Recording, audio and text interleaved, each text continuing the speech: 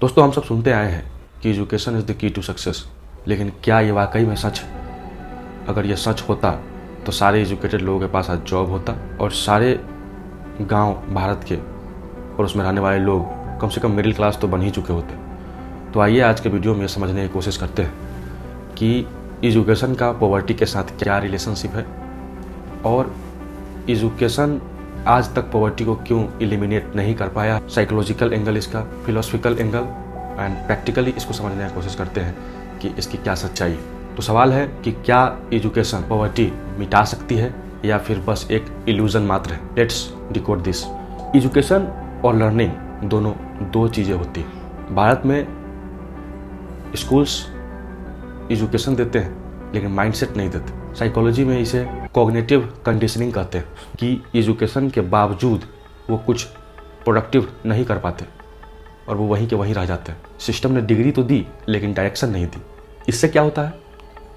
Psychologist इसे कहते हैं लर्नड हेल्पलेसनेस। इसमें व्यक्ति को ये लगने लगता है कि वो किसी काम का नहीं है। सिस्टम बार बार उसे फेलियर करते रहता है, बार बार वो एग्ज़ाम का फॉर्म डालते रहता है, बार बार उसको उस पर एक मुहर लगते रहता है कि तुम किसी लायक नहीं हो, बार बार वो रिजेक्ट होते रहता है। इससे इस टर्म को और ज़्यादा बढ़ावा मिलता है। इंडियन एजुकेशन सिस्टम ने यही किया है वर्षों से। लोगों को जॉब डिपेंडेंट बना दिया, उन्हें कभी भी इंडिपेंडेंट थिंकिंग रखना नहीं सिखाया।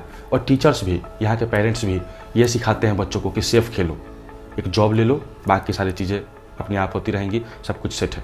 इससे ये होता है बच्चों में जॉब के प्रति ये नहीं तो कुछ नहीं, और इसके कारण क्रिटिकल थिंकिंग में हम लोग पीछे जाते जा रहे हैं। वो बच्चा कुछ और कर सकता था, कुछ और सोच सकता था, लेकिन एक धर्रे पे उसे सोचने के लिए मजबूर किया जाता है कि नहीं, ये सिलेबस है, you have to go through this syllabus, that's all. बच्चा उसके बाद में इसलिए पढ़ना शुरू कर देता है कि मुझे ये पढ़ना है, ये याद करना है, ये सिलेबस है, कोई मुझे जॉब दे देगा इसके कारण, और उसके बाद जो है हम फ्री हो जाएंगे। लेकिन ये जॉब के ऊपर उसकी डिपेंडेंसी बन जाती है over the period of time, और उसके अलावा और कुछ उसे नज़र नहीं आता। और यही पॉवर्टी का साइकोलॉजिकल रूट है। इस बिहेवियर ने एक और चीज़ को प्रमोट किया है, एजुकेशन विदाउट एम्पावरमेंट।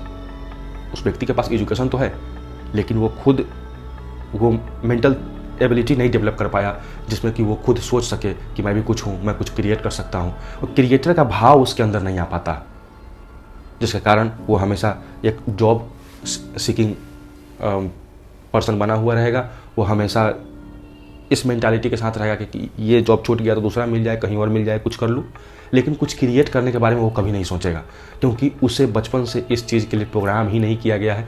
उसके मेंटल बिहेवियर को इस चीज़ के लिए वायर नहीं किया गया है। तो जिस चीज़ के लिए उसे पहले से प्रोग्राम किया गया है वो उसी के बारे में सोचेगा कि बस एनी हाउ, बस एक जॉब। इससे हम इस डिस्कस पे पहुंचते हैं कि पॉवर्टी बस पैसों की कमी नहीं है, गरीबी केवल पैसों की कमी नहीं है। This is not only the lack of money, this is the lack of critical thinking, lack of EQ। दोस्तों, वर्ल्ड बैंक की रिपोर्ट कहती है कि EQ आने वाले समय में एक बहुत बड़ा एसेट होने वाला है ह्यूमैनिटी के लिए, लोगों के लिए। आप EQ में हम लोग क्या सीखते हैं? Problem solving attitude. कोई समस्या अगर अचानक आती है उससे कैसे डील करना है, कोई इमरजेंसी को कैसे टैकल करना है, किससे कैसे बात करना है, कम्युनिकेशन स्किल, बिहेवियर को पढ़ना, reading the mind of persons. तो ये सब चीज़ें इंडिया में एक्स्ट्रा करिकुलम एक्टिविटी की तरह देखा जाता है। एक्स्ट्रा क्लास सिलेबस से अगर कुछ समय बचा तो उसके बाद हम ये सब चीज़ें पढ़ लेंगे। इस टाइप की मेंटालिटी जब तक रहेगी तो हम लोग इसमें बहुत पीछे जाते जाएंगे, अभी भी पीछे हैं। EQ पे काम करना होगा, क्योंकि उस बच्चे का अगर डे टू डे लाइफ में उसका अगर रिलेशनशिप सही नहीं चल रहा है माँ बाप के साथ, उसकी गर्लफ्रेंड उसकी छोड़ के जा चुकी है, तो वो सिलेबस में जो वो पढ़ा है, बाबर कब आया, हुमायूं का क्या हुआ था, अकबर जो है कौन था, ताजमहल किसने बनवाया, क्यों बनवाया, वास्को डी गामा क्यों था, क्यों वो पुर्तगाल से बाहर निकला था, तो ये सब चीज़ें उसको वहाँ पे नहीं काम आएंगी। वहाँ पे तो ये काम आएगा ना कि उसकी गर्लफ्रेंड उसको छोड़ के क्यों चली गई। बिहेवियर रीडिंग अगर उसको नहीं आएगा, क्रिटिकल थिंकिंग अगर नहीं आएगा, वो उस पर रीजनिंग लॉजिक नहीं लगा पाएगा, तो उसकी ज़िंदगी तो फिर उसको पता भी नहीं चलेगा कि यार ज़िंदगी भर तो मैं पढ़ा लेकिन ये कहाँ प्रॉब्लम आ रही है। ये सब प्रॉब्लम में वो मेंटल ब्रेकडाउन का शिकार हो जाएगा। उस समय उसको समझ में नहीं आएगा कि how to react, how to behave, if there is an emergency, how to respond. ये EQ सिखाती है। और इस क्षेत्र में हम लोग जब आगे बढ़ेंगे तब एक ओवरऑल पर्सनालिटी बिल्डअप होगा और तब वहाँ से कॉन्फिडेंस बूस्ट होता है। हमारे एजुकेशन सिस्टम ने रिस्क टेकिंग एटीट्यूड डेवलप होने ही नहीं दिया कभी। घर वाले भी सिखाते हैं कि बस अच्छा ठीक है, ये सब चीज़ें बाद में कर लेना, हाईली रिस्की है, तुम एक जॉब ले लो पहले। तो इसके कारण क्या होता है कि बचपन से ही वो रिस्क मैनेजमेंट से आदमी एक स्केप की तरह देखने लगता है। वहाँ से जैसे ही इस टाइप का कुछ अगर आएगा, माइंड जो है बफरिंग मोड में चला जाएगा कि अब यहाँ पे क्या करना है, क्योंकि उसके लिए उसको प्रोग्राम नहीं किया गया है माइंड को। अब जो इसमें फीड करोगे वही इमरजेंसी में बाहर निकलेगा। You can not rise economically if you are emotionally poor. Education ने किताबें दी, हमें कॉन्टेक्स्ट नहीं दी। हमने बच्चों को मार्क्स सिखाया, मार्केट नहीं सिखाया। मार्क्स में जो चीज़ें हम लोग एक्यूमुलेट करते रहते हैं, जमा करते रहते हैं कि हाँ इस सब्जेक्ट में इतना, इसमें इतना, इसमें इतना, वो सब अच्छी बात है। वो ग्रेडिंग हो सकती है स्कूल में, बाकी और तमाम चीज़ों के लिए वो हो सकती है। लेकिन मार्केट में अगर वो बच्चा उतरता है, देखता है, तो वो बाकी वो सारी चीज़ें वो डायगनली अपोजिट है वहाँ पे। और शहर के बच्चे थोड़ा बहुत ये सब चीज़ें सीख भी लेते हैं, गाँव में तो ये सब है ही नहीं। और कहीं ना कहीं यहीं से एक जो है एक सोशल गैप क्रिएट होते हुए हमें दिखता है। एक ही भारत में जो दो भारत की बात जब हम लोग करते हैं वो यहीं से पैदा होता है। रूरल और अर्बन इंडिया के बीच केवल इंफ्रास्ट्रक्चर की कमी नहीं है, केवल इंफ्रास्ट्रक्चर का अंतर नहीं है, ये कॉग्निटिव गैप का अंतर है। वो वहीं से आ रहा है। क्रिटिकल थिंकिंग लो IQ अगर किसी का है तो वो अपने फेलियर से डरेगा, वो हमेशा फियर में जिएगा, उसको हमेशा ये भय बना रहेगा कि अरे ये ना हो जाए, कहीं वो नहीं हो जाए, वो नहीं हो जाए, कैसे हम हैंडल करेंगे, क्योंकि उसको हैंडलिंग सिखाया ही नहीं गया कभी। अगर उसको हैंडलिंग आता तो ये सब चीज़ें फिर उसके लिए न्यू नॉर्मल है। ऐसे लोग चेंज से भागते हैं और इसका बहुत बड़ा डोमिनो इफेक्ट पड़ता है। चेंज से भागने वाला व्यक्ति एक ही पॉलिटिकल पार्टी के साथ स्टिक रहेगा। अरे यार ठीक है यार, इसी को तो वोट देते आए हैं, बाप दादा भी इसी को वोट दे देते हैं, हम भी इसी को वोट दे देते हैं। तो रिस्क टेकिंग एटीट्यूड डेवलप ही नहीं हो पाता है। एक रिजिड हम लोगों का जो है यूँ कहे कि एजुकेशन सिस्टम में वो जो सिलेबस जो आर्किटेक्चर किया गया है किसी भी एग्जाम के लिए, तो उसको पढ़ के कहाँ तक पहुँचेंगे। अब ये सब चीज़ें उठनी चाहिए, इस पर सवाल होनी चाहिए। कोई जब सुसाइड कर लेता है, बड़ा पोस्ट पर पहुँचा हुआ आदमी सुसाइड जब कर लेता है, तो सोचने वाली बात है कि कहाँ हमसे चुप हो रही है। एज ए सोसाइटी हम लोग कहाँ फेल कर रहे हैं कि इतने एजुकेटेड लोग भी सुसाइड कर रहे हैं। तो कहीं ना कहीं EQ यही हमें बैलेंस करना सिखाती है। और फिर क्या होता है, इससे इंटरजेनरेशनल पॉवर्टी का जन्म होता है लो EQ के रहने पे। मतलब इंटरजेनरेशनल को हम ऐसे समझते हैं कि किसी का दादा गरीब था, उसका बाप भी गरीब है, वो भी गरीब है। पॉवर्टी जो है एक जनरेशन से दूसरे जनरेशन में पास ऑन होते रहता है। अभी भी 50% से ज़्यादा OBC ST SC भारत में मल्टी डायमेंशनल पॉवर्टी से जूझ रहे हैं, क्योंकि इन लोगों में एजुकेशन का उतना एक्सपोजर नहीं है। Emotional poverty creates economic poverty. Emotionally अगर हम लोग पुअर रहेंगे, अपने इमोशन को मैनेज करने अगर हमें नहीं आएगा, चैनलाइज करने नहीं आएगा, तो वही पॉवर्टी में कन्वर्ट हो जाएगा और वो चलते रहेगा।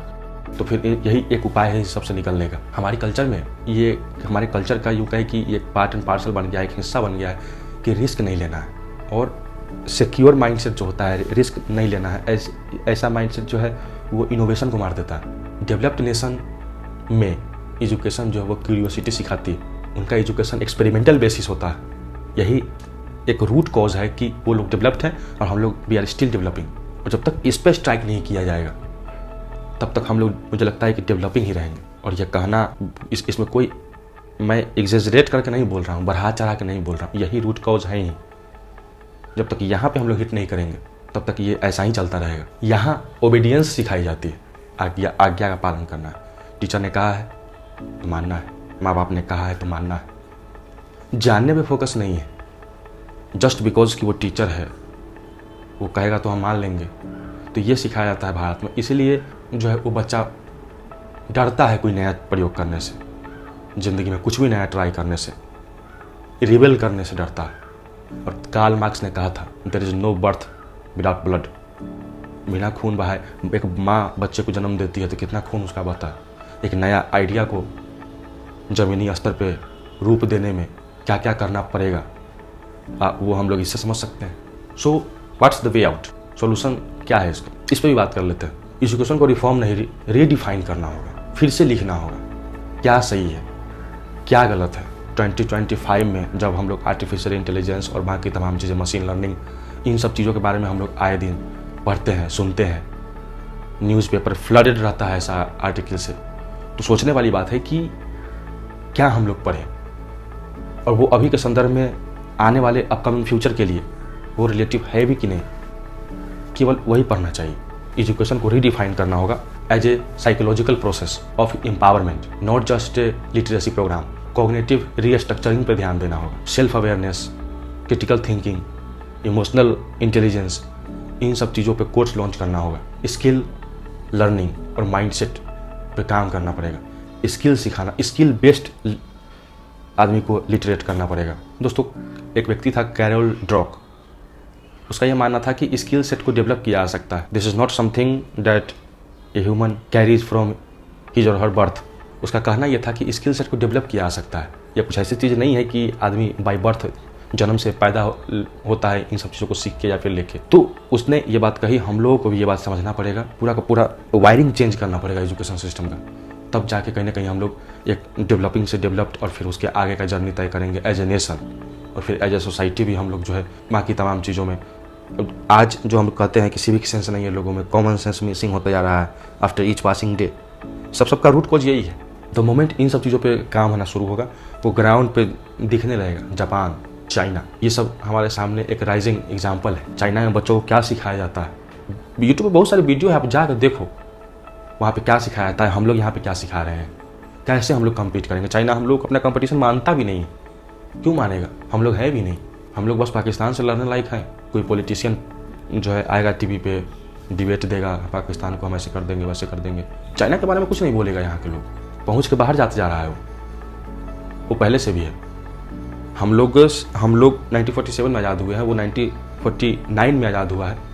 लगभग अगर इंडिपेंडेंस के पर्सपेक्टिव से देखा जाए तो हम लोग एक साथ ही आज़ाद हुए हैं, लेकिन उसने अपने पॉवर्टी एलिमिनेट किया, बाकी और तमाम चीज़ों पे काम किया।